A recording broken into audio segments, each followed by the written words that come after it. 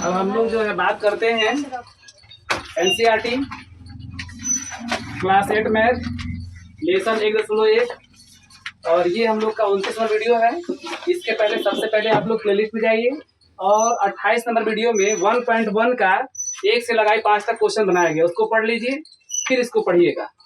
ठीक है, आगे चलिए। अब हम लोग पहला क्वेश्चन देखते हैं। पहला क्वेश्चन कह रहा है कि 6/13 को -7/16 के व्युत्क्रम से गुणा कीजिए। ठीक है, तो क्वेश्चन क्या कह रहा है, पढ़ो तुम, बैठे बैठे पढ़ो। 6/13 को -7/16 के व्युत्क्रम से गुणा कीजिए। ठीक है, इसमें कह रहा है कि 6/13 को -7/16 के व्युत्क्रम से गुणा कीजिए। तो सबसे पहले जो है गुणा जब करना है इसके साथ, तो -7/16 का क्या निकाल लेंगे, व्युत्क्रम निकालेंगे। क्या निकालेंगे, व्युत्क्रम। बोर्ड पर है, यहाँ लिखेंगे -7/16 का व्युत्क्रम, और व्युत्क्रम का मतलब क्या होता है, उल्टा। ठीक है, तो 7/16 का क्या हो जाएगा, 16/7। ठीक है, तो 16 हो जाएगा -7 हो जाएगा। इसके बाद अब व्युत्क्रम का आपस में क्या करना है, गुणा करना है। ठीक है, तो गुणा कर देते हैं। तो 6/13 में क्या करना है, इसके व्युत्क्रम से, व्युत्क्रम कितना है, 16/7 है, तो 6/13 में जो है 16/-7 से क्या करेंगे, गुणा कर देंगे। ठीक है, अब देखते हैं। अब जो है ऊपर का ऊपर गुणा कर देंगे, तो 16 छके 96 बटे 13 सते 91, तो 96 बटे -91। ठीक है, यह इसका आंसर होगा। समझ में आया, आगे देखते हैं। अगला क्वेश्चन कर रहा है कि बताइए कौन से गुणधर्म की सहायता से आप 1/3 गुणे 6 गुणे 4/3 को 1/3 गुणे 6 गुणे 4/3 के रूप में अभिकलन करते हैं।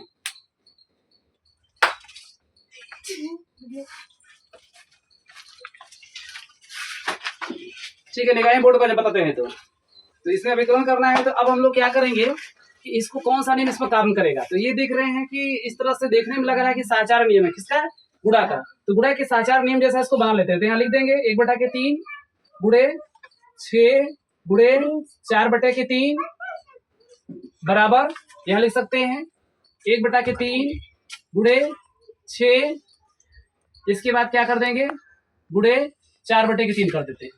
अब यहाँ से ध्यान से देखिए, इसको मान लेते हैं ए, इसको मान लेते हैं बी, और इसको मान लेते हैं सी। तो ऐसे हो सकता है, ए मान लिए तो बी गुणे सी ऐसे हो गया, इसको ए मान लिए ए गुणे बी गुणे सी।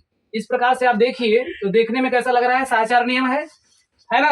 तो कौन सा साचार नियम हो जाएगा, गुणा का साचार नियम। इसमें कौन सा नियम होगा, गुणा का साचार नियम, साचार्य नियम या साचार्य नियम, साचार्य नियम, ये इसका होगा। इसमें किसी बच्चे को कोई डाउट। अब जो है अगला क्वेश्चन देखते हैं। अगला क्वेश्चन कह रहा है कि -1/1/8 का गुणात्मक प्रतिलोम 8/9 है, क्यों अथवा क्यों नहीं। अगर है तो क्यों है, और नहीं है तो क्यों नहीं है, ये एनसीईआरटी पूछ रहा है। ठीक है, तो सबसे पहले इसको हम लोग हल करते हैं। यहां लिखेंगे, ये हो जाएगा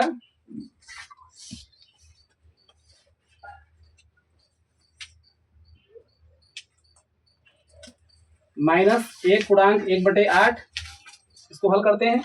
8 एक कम 8, 8 एक 9 हो जाएगा, तो लिखेंगे माइनस, यानी -9/8 हो गया।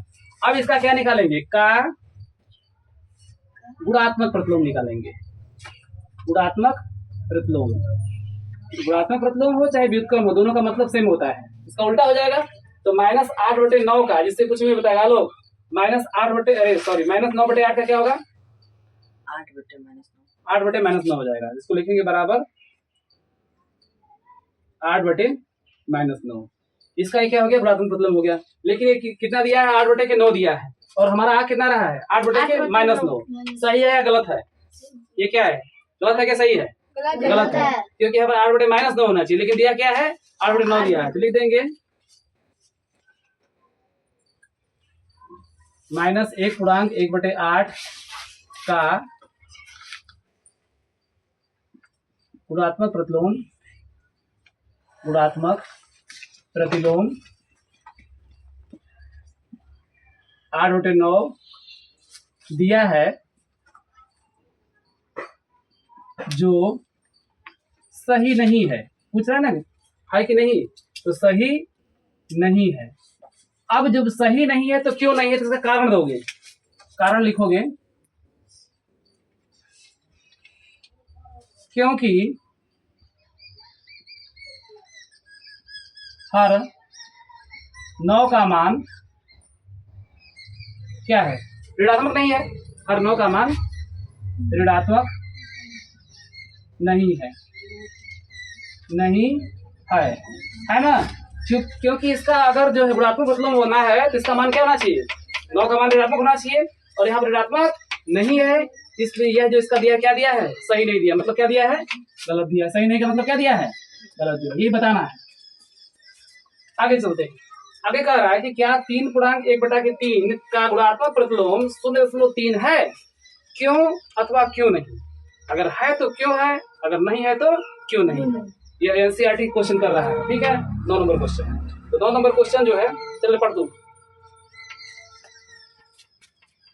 क्या 3/1/3 का गुणात्मक प्रतिलोम 0.3 है, क्यों अथवा क्यों नहीं। ठीक है, बैठ जाओ। तो अब इसको हम लोग हल करते हैं, देखते हैं कैसे बनता है। अब इसको लेते हैं, लिखेंगे 3 गुणांक 1/3, ठीक है।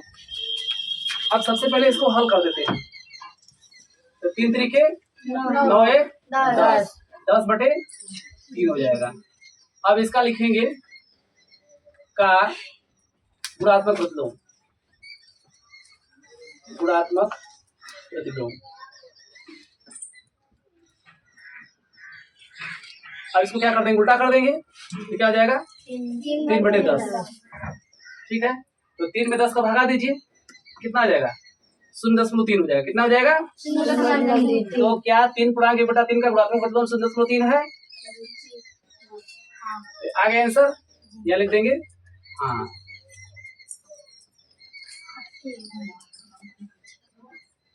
समझ में आया। अब अगला सवाल देखते हैं।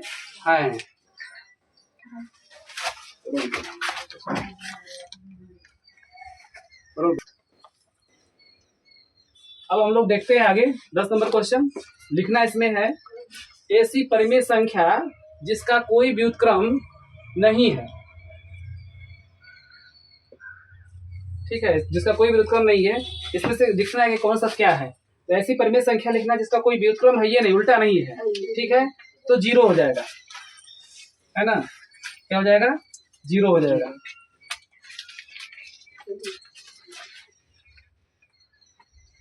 आगे देखते हैं। परिमेय संख्या जो अपने व्युत्क्रम के समान है, ठीक है, तो अपने उल्टा के समान हो जाएगा। व्युत्क्रम मतलब उल्टा, ठीक है। तो अपने बराबर अगर एक का व्युत्क्रम निकालेंगे तो एक ही होगा।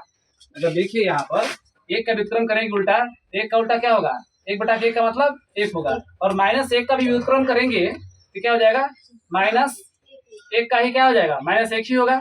1/(-1) करेंगे फिर भी उसका मान कितना आएगा, -1 आएगा।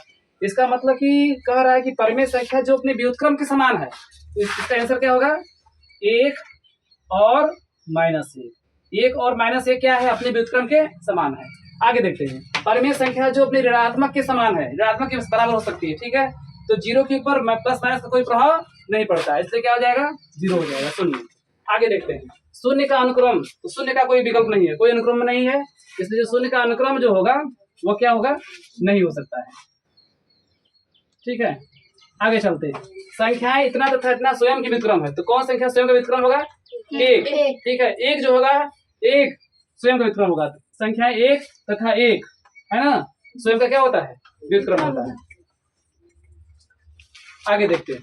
-5 का व्युत्क्रम, अगर -5 का व्युत्क्रम मतलब उल्टा करेंगे तो अगर इसको 1/(-5) कर सकते हैं, ठीक है। या इसको अगर लिखेंगे ऊपर लेना चाहते हैं तो -1/5 ऐसे भी लिख सकते हैं।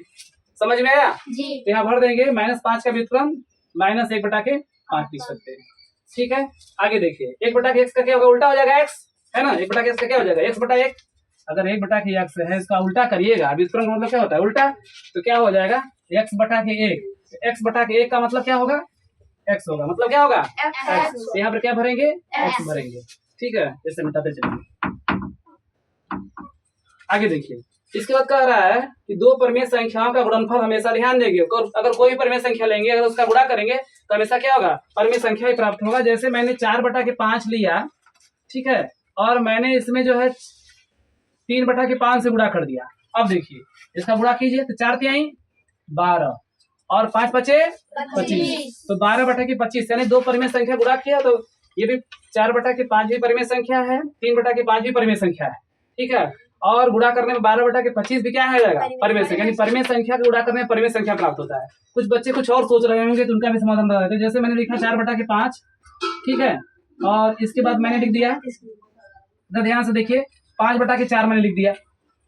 मन में संदेह होगा कि कट जाएगा तो क्या होगा, 5 से 5 जाएगा, 4 से 4 का जाएगा, कितना बचेगा 1। तो 1 तो क्या लिख सकते हैं, 1/1। क्या लिख सकते हैं, 1/1। 1 भी कैसी संख्या है, परिमेय संख्या। ठीक है, परिमेय संख्या गुण में बताया गया होगा। इसका मतलब ये है कि दो परिमेय संख्याओं का गुणनफल हमेशा क्या होता है, परिमेय संख्या होता है। यहाँ पर क्या भरेंगे, परिमेय संख्या भरेंगे। क्या भरेंगे, परिमेय संख्या भरेंगे, परिमेय संख्या। ठीक है, अब जो है अगला क्वेश्चन देखिए। अगला क्वेश्चन कह रहा है किसी धनात्मक परिमेय संख्या का व्युत्क्रम, तो अगर धनात्मक परिमेय संख्या है, अगर उसका उल्टा करेंगे, धनात्मक उल्टा क्या होगा, धनात्मक ही होगा।